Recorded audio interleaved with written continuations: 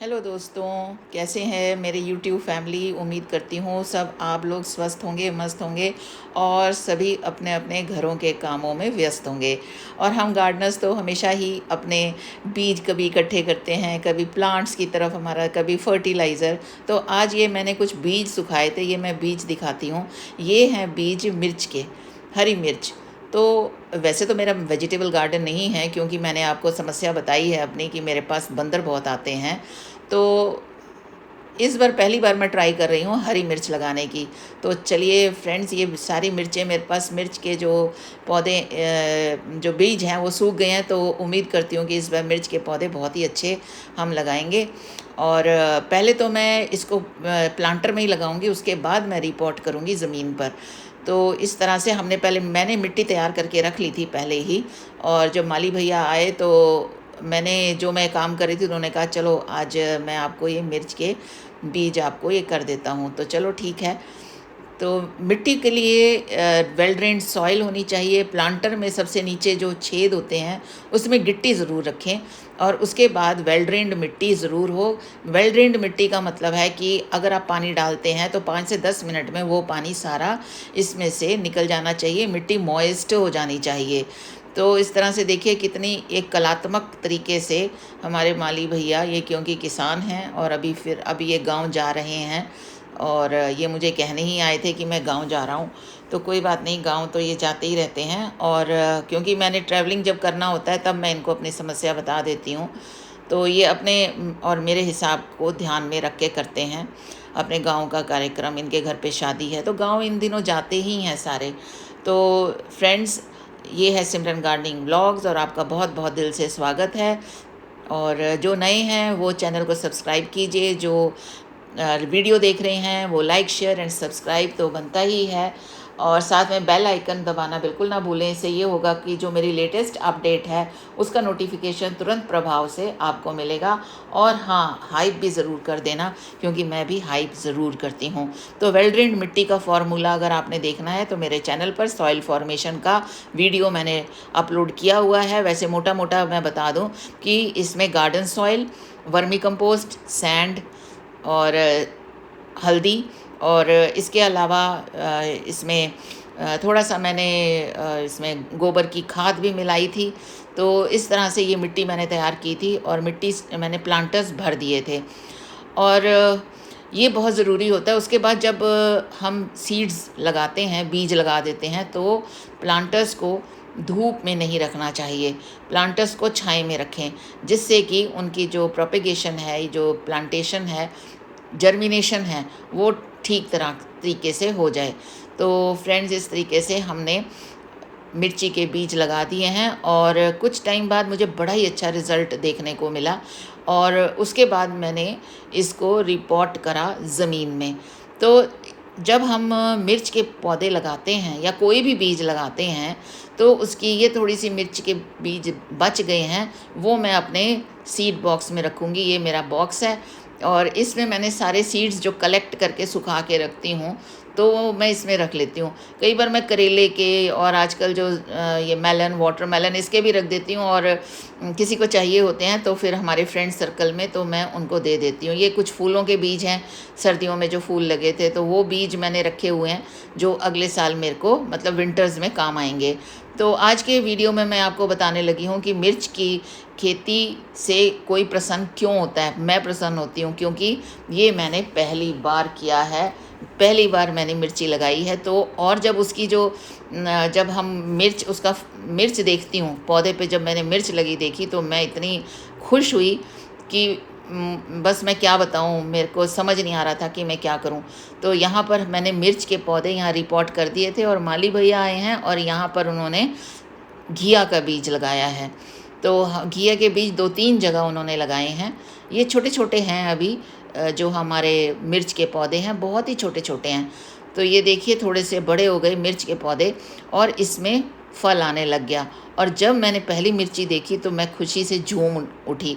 और ये हमारे जो हम पौधों पर जो हम ऑर्गेनिक चीज़ें इस्तेमाल करते हैं ये उसी का ही फल है। फसल और सब्जियां हमारी तभी सुरक्षित रहती हैं जब हम ऑर्गेनिक जैविक रूप से हम इन पे खाद यूज़ करते हैं। तो किसान लोग तो पेस्टिसाइड्स डालते हैं, लेकिन हम गार्डनर्स ये नहीं डालते हैं, इसका खतरा नहीं उठाते हैं, क्योंकि अगर हम घर पे उगा रहे हैं तो हम ऑर्गेनिक और जैविक खेती ही करना पसंद करते हैं। तो देखिए ये मिर्च जो आ गई है तो इतनी सुंदर लग रही है, मुझे लग रहा है कि ये मेरा ना कोई ज्वेल, कोई मेरा जैसे गहना है। तो इतनी सुंदर मुझे ये मिर्च लग रही है और मैं बड़े ध्यान से इसको रख रही हूँ।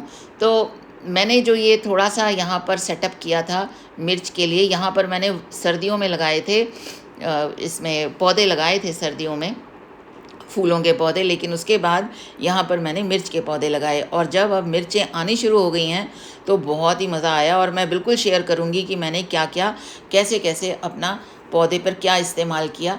और हरे भरे रहने का और फ्रूटिंग देने की क्षमता के लिए मैंने कुछ लिक्विड फर्टिलाइज़र इस्तेमाल किया है, क्योंकि गर्मियाँ बहुत हो गई हैं और अब ये अप्रैल एंड है, आज है 22 अप्रैल, तो अप्रैल का आखिरी पड़ाव चल रहा है।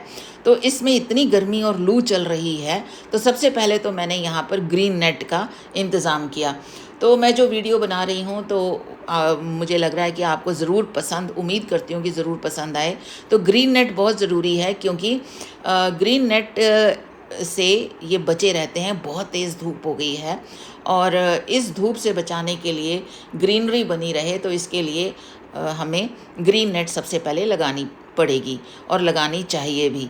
उसके बाद मैं अभी आपको बताऊंगी, आखिर तक बने रहना दोस्तों, कि मैंने क्या क्या यूज़ किया, कौन से फर्टिलाइज़र, जैविक फर्टिलाइज़र जो मैंने घर पे ही बनाए, वो मैंने एज अ पेस्टिसाइड भी यूज़ किए, पेस्टिसाइड भी बनाए और फर्टिलाइज़र भी बनाया है। तो इस और यहाँ देखिए, यहाँ मेरा एवोकाडो का पौधा अब धीरे धीरे बड़ा हो रहा है। 2 एवोकाडो के पौधे लगाने में मैं कामयाब हुई हूँ। एक गार्डन के दूसरी तरफ लगा हुआ है, एक यहाँ लगा हुआ है। तो 2 मेरे पास एवोकाडो के पौधे तैयार हो रहे हैं। और ये देखिए मिर्च देख के तो मैं इतनी खुश हो रही हूँ, मैं क्या बताऊँ। ये मिर्च है मेरी हाउस हेल्प के लिए। थैंक यू बोलो। Thank you. अच्छा ऐसे खा लिया। Thank you. मीठी मिर्च है ये, बहुत टेस्टी बहुत टेस्टी है। Thank you thank you. तो फ्रेंड्स, अब आती है बारी लिक्विड फर्टिलाइज़र की। लिक्विड फर्टिलाइज़र ये किचन वेस्ट से ही बनाया हुआ है। ये मेरा हमेशा इस बकेट में तैयार रहता है। इसमें सब्जियों के और फलों के छिलके हैं, और बस ये लिक्विड फर्टिलाइज़र का ये ठंडी खाद समझ लीजिए, क्योंकि सूरज जब इतनी गर्मी देता है, इतना गर्म हो जाता है हमारा गार्डन, तो ये लिक्विड ठंडी खाद ही हमारे काम आती है। इससे 2 बेनिफिट मिलते हैं हमें, कि एक तो हमारे पौधे जो झुलसने की नौबत आ जाती है उनको ठंडक मिलती है, उनको राहत प्रदान होती है, और साथ में हमारे पास जो ये कैटरपिलर या माइट्स आ जाते हैं, कीट आ जाते हैं, कीट पतंगे, तो वो जो हैं उससे ये इनमें प्रतिरोधक क्षमता बढ़ जाती है हमारे पौधों में। तो हमारे पौधों की प्रतिरोधक क्षमता भी हमें बढ़ानी बहुत ज़रूरी है।